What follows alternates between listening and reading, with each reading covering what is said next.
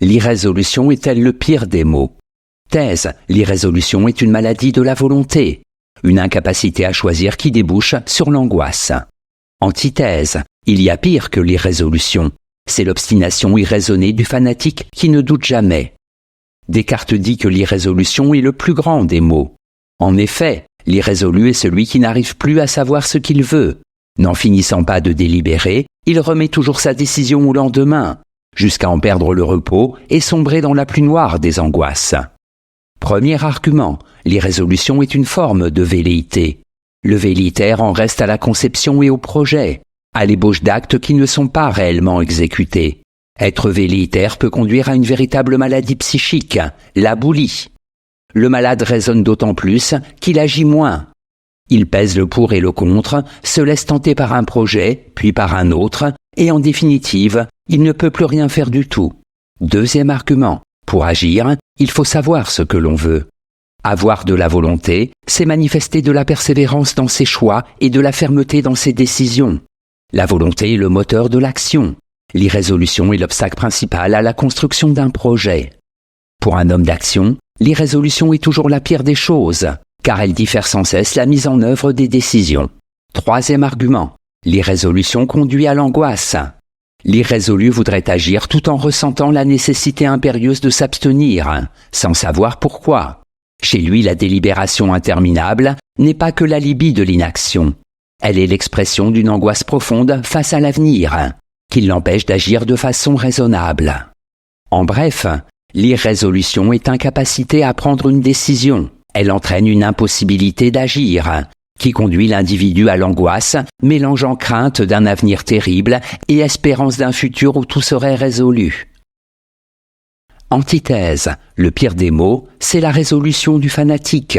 En effet, on appelle souvent irrésolution la lenteur d'une délibération qui prend le temps de décider en toute connaissance de cause. L'hésitation n'est pas nécessairement mauvaise.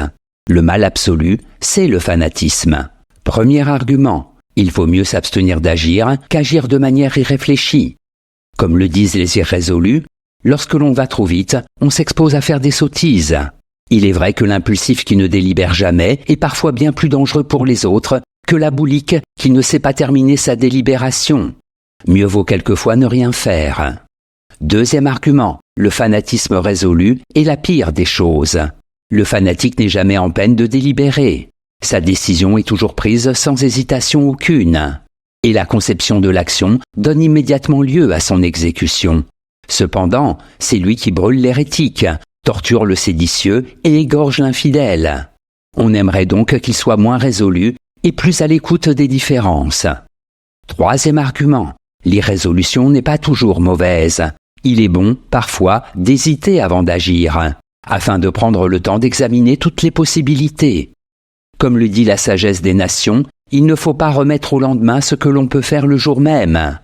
Mais tout vient à point à qui sait attendre, et la précipitation n'est pas toujours bonne conseillère. En bref, dans un monde qui valorise l'action et la prise de décision rapide, l'irrésolution peut apparaître comme un mal. Elle est pourtant, quelquefois, la sagesse de celui qui ne veut pas agir sans en avoir délibéré. Synthèse. Agir, c'est oser. Penser, c'est oser, nous dit Alain dans l'un de ses propos. En ce sens, l'irrésolution est effectivement le pire des maux si elle est l'obstacle à toute action et à toute pensée. Cependant, l'absence de réflexion caractéristique du fanatisme, sûr de ses vérités et des actions à mener pour les faire triompher, n'est pas un mal qui serait moindre. Il faut dépasser la velléité, il faut sortir de l'irrésolution, mais il ne faut pas sombrer dans la détermination aveugle. C'est toute la leçon du traité des passions de Descartes. L'irrésolution a quelque chose de bon lorsqu'elle est indécision qui prend le temps de réfléchir, mais elle devient mauvaise lorsque le temps qui devrait être imparti à l'action est tout entier consacré à la délibération. Rien ne sert de courir, c'est vrai, mais il ne faut pas oublier de partir à point. Note et commentaire. Aboli.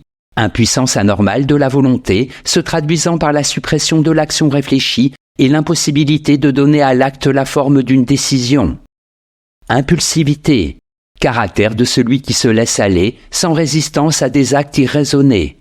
Velléité. pseudo-volonté, où l'acte, simplement imaginé, est sans cesse différé.